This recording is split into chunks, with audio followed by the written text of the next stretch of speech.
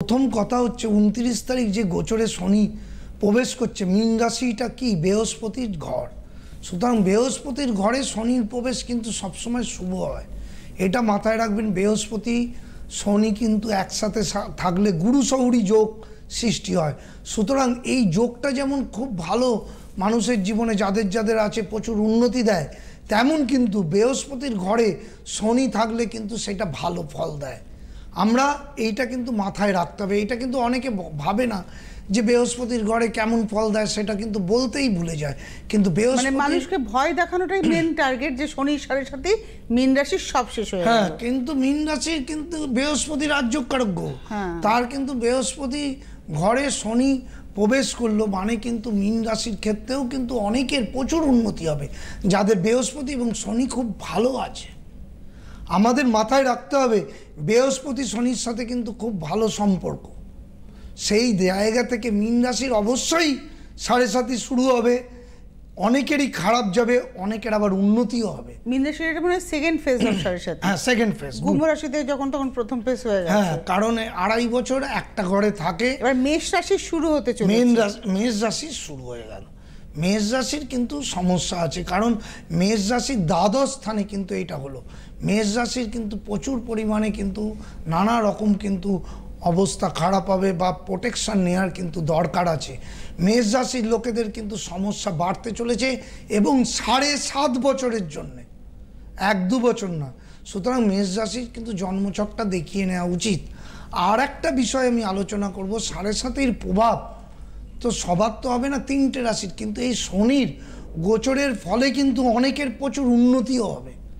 কাদের কাদের উন্নতি হবে? সবার কি উন্নতি হবে তা তো নয়। এই জায়গাগুলোকে আমার বিবেচনা করতে হবে।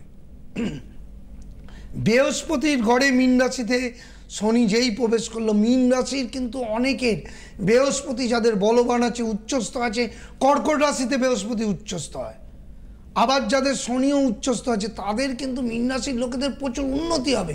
কিন্তু কোন জায়গাটা খারাপ হতে পারে? শারীরিক দিকটা খারাপ হতে পারে, পিতামাতার দিকটা খারাপ হতে পারে, বা নানা রকম যারা দূরবর্তী জায়গায় বা অফিসিয়াল কাজে তাদের বসের সাথে কোনো গণ্ডগোল হতে পারে। এই জায়গাগুলো বিবেচনা করতে হবে। বৃষ রাশির কিন্তু খুব ভালো সময় আসছে, কারণ বৃষ রাশির রাজ্যকারক গ্রহ শনি একাদশে প্রবেশ করছে। মানে আমাদের একাদশকে বলা হয় চরম সাফল্য। সেই জায়গা থেকে বৃষ রাশির কিন্তু অভূতপূর্ব উন্নতি। এবং বৃষ রাশির মানে 2.5 বছর গড়ে নেওয়ার টাইম, মানে 1-2 বছর না। বৃষ রাশি 2.5 বছর যারা যা করবে, যাদের যেভাবে সাকসেস পাওয়ার দরকার, সেই জায়গাটা কিন্তু গড়ে নিতে পারবে। আমাদের এই জিনিসগুলোই আমাদের আলোচনার বিষয়। মানুষ এমনি এমনি সাফল্য পায় না, কারণ দেখিয়ে নিতে হয়। আগে থেকে জন্মচকটাকে বিশ্লেষণ করতে হয়। আমি যেভাবে লাইন বাই লাইন বুঝিয়ে দিই, সেই জায়গাটাই মানুষের সাফল্য। বৃষরাশির কেন আবার বৃষরাশির বৃহস্পতি আছে লগ্নেই, বৃষরাশি আবার 2য় স্থানে যাবে। সুতরাং 2য় স্থান অর্থ উন্নতি। তাহলে 2টো প্ল্যানেট বৃষরাশির ভালো জায়গায় বসে গেল। 2য় স্থান আমাদের অর্থনৈতিক উন্নতি, সেই জায়গায় বৃহস্পতি। আবার কি একাদশ শনি, একাদশ চরম সাফল্য, আবার শনি হচ্ছে রাজ্যকারক গ্রহ। তাহলে বৃষ রাশির প্রচুর অর্থ, শুধু না, নাম যশ প্রতিষ্ঠা, যে কোনো জায়গায় সাকসেস পাবেন। এই জায়গাটা কিন্তু মাথায় রাখতে হবে। এবং বৃষ রাশির ক্ষেত্রে কিন্তু তারা যদি একটু প্ল্যানিং করে এগোয়, কোনো অ্যাস্ট্রোলজারকে দেখিয়ে নেয় যে যারা লেখাপড়া করছে, নতুন উচ্চ মাধ্যমিক দিয়েছে, কোন লাইনে গেলে উন্নতি, এখনই মেন টাইম যে কোন লাইনে উন্নতি সেটা জেনে নেওয়া। কারণ এই 2.5 বছর তার মেন কিন্তু মোড় ঘুরবে, সাকসেসের মোড় ঘুরে যাবে। সুতরাং পয়েন্ট ওয়াইজ আলোচনা করে দিলাম। আবার মিথুন রাশির দশমে কিন্তু শনি চলে গেল। দশমে শনি কিন্তু মিথুন রাশির রাজ্যকারক গ্রহ। সুতরাং মিথুন রাশির ক্ষেত্রে অভূতপূর্ব উন্নতি। সেক্ষেত্রে কি শনি বৃহস্পতি ভালো অবস্থান থাকতে হবে বা গুরু শৌরি যোগ থাকতে হবে? না, গুরু শৌরি যোগ নাও থাকলেও হবে, বৃহস্পতি শনি বলবান হতেই হবে। আর গুরু শৌরি যোগ থাকলে তো আরো উন্নতি হবে। কারণ লগ্নেই আমার মিথুন লগ্নের ওপরেই বৃহস্পতি।